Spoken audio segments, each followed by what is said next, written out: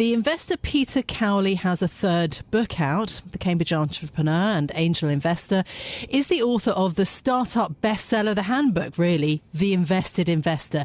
Now, he's focused not on business, but on his personal story. Public success, private grief. It charts Peter's struggles through alcoholism, the loss of 2 sons to suicide, and now a terminal cancer diagnosis in his final book, one in which he puts his business career into perspective. I went to Cambridge to meet Peter Cowley for a conversation about his life, the VC business and loss. I started by asking him what first drew him into his career.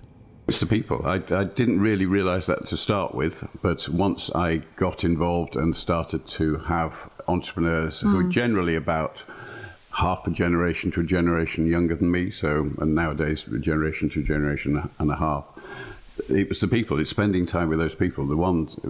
A good entrepreneur will listen, because they have to listen to the market, they have to listen to customers, they have to listen to regulators, and sometimes they do listen to investors as well, and they certainly need to listen to staff. So they are passionate and they are willing to learn.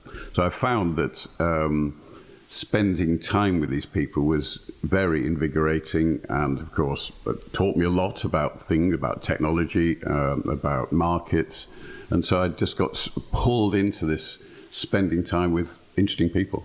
You've written this new book, which is much more personal. Tell us about why you wrote the book, and obviously that you've been struck by some of the worst things that happen to people. Unfortunately, as many people say, I seem to have been unlucky compared with most people. So the book is called Public Success, Private Grief. The public success we've just talked about. The private grief is now not so private. So I lost my brother to cancer when he was 21. I lost my sister to alcoholism when she was 51. I lost my first wife, the mother of my children. She died of DVT when she was 51 or 52. I suffer from alcoholism, though I've not had a drink for nearly 24 years, sometime next month. I've got late-stage cancer. That's what really triggered writing the book. I'll tell you about that in a moment. But the two things that are really are so painful, even to talk about what I am doing, of course, is the loss of 2 children. So I had 3 boys who were 2 years apart, and my middle son died when he was 23, and my youngest son died, who helped me with the book project, died when he was 34 a couple of years ago.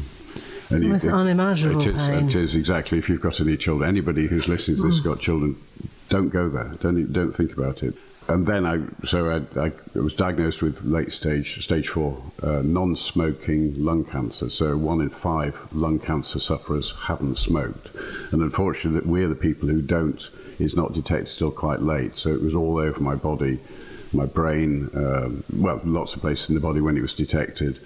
So that happened at the end of 21, and then Alan died at the end of 22. And because I've written stuff before, and I'm sure I've helped a lot of people, a lot of entrepreneurs, a lot of people in the charity sector over the time, I was just felt there was another book in me, basically, but not a book in the sense of the other 2, which are business books, a book that is personal, very personal and inspirational. And because, I don't know, I come from Yorkshire, I've always been very direct, almost too direct, I'm sure.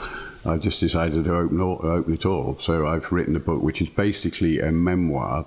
What do you hope the message is? Who do you hope is going to read the book? And also, what do you think that people are going to learn from it? Because, I think the title of the book sort of expresses it, very, very well. And I think that people listening maybe who are facing these sorts of struggles, whatever they may be, what are they going to be able to take in terms of inspiration, or just kind of the will to go on? It's just inspiration for getting on with life, not sweating the small stuff, as the Americans say. Just grasping, doing the stuff that you might not be around tomorrow to achieve. Is it the to-do list? It seems so terribly VC to say, I'm going to make a business plan and I'm going to make the best of this awful situation. Is that the bottom line? That's one of it. And I have both what I call my bucket list, which we've all heard of, and I also have a list.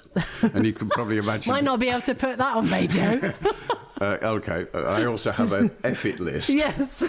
So, and this, of course, is things that I don't want to do any longer. They're things that I would have done before that, you know... Go on. What are a few of those? Well, even things like speaking at events, like mentoring people, like talking to entrepreneurs. There's a lot of things I just think, no. You don't want to do it anymore? No, Why not? Well, it's because I haven't got that long left. Because, unfortunately, because it's stage 4, I do know that from the research that it's unlikely that I'll live much past the end of this year. Now, this is statistical, of course, but you know the statistical mean, half is already before that date and half afterwards. And so something could happen even during 2024. So, yeah, getting on with things. I mean, there's a number of lessons in the book. It isn't just that. There's a number of business lessons even in the book. It's not a self-help, which we did think about doing. It's a memoir which has got a description in there so that people can read and hopefully work out from their own circumstances, which might have to do with something else. Maybe just business failure. They can maybe even from that and the process of the business failing, learn how to cope with their own character and not disappear into a well of grief. I also, as a parent myself, it is the horrifying bit of losing children is so awful. How you dealt personally with that in the aftermath. We couldn't have had this conversation within 3 months of his death. I just wouldn't have been able to talk about it without ending up in not being able to speak, in fact. Obviously, I grieve and miss both sons tremendously, but life, I need to get on with my life. You know, I need to, it bubbles up sometimes. It hasn't bubbled up during this interview, but it could easily have done. And part of it, of course, is not so much the busyness, but giving back. And this book is about that. It's about trying to help other people. I haven't really answered your question, but that's because I don't really know in the end. I'm just not sure how I've coped. There isn't a magic wand to coping with tragedies.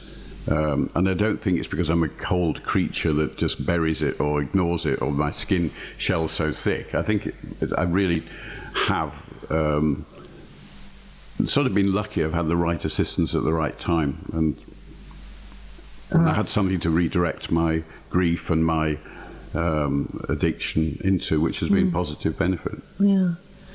A lot of our audience, they're very young, and they're in the city and they're in financial services, and it's all about making money. And I don't know, I think you've had experience in that world of trying to make it, you know, that kind of really the drive of trying to build your own business, trying to do well. It's not exactly the same, I think, as being in financial services in the city, kind of being in VC. But I suppose, what would you say to those people about the point of it, of the money making? Yeah. Money isn't the be-all and end-all. We all know that. I mean, even that your listeners will know that in principle. It would be really great if they are in the city and they stay in there. They get to the point at, say, the age of 35, they back out, and then they use that money and the time for something else. You know, going to teaching, help charities with time as well as money, etc.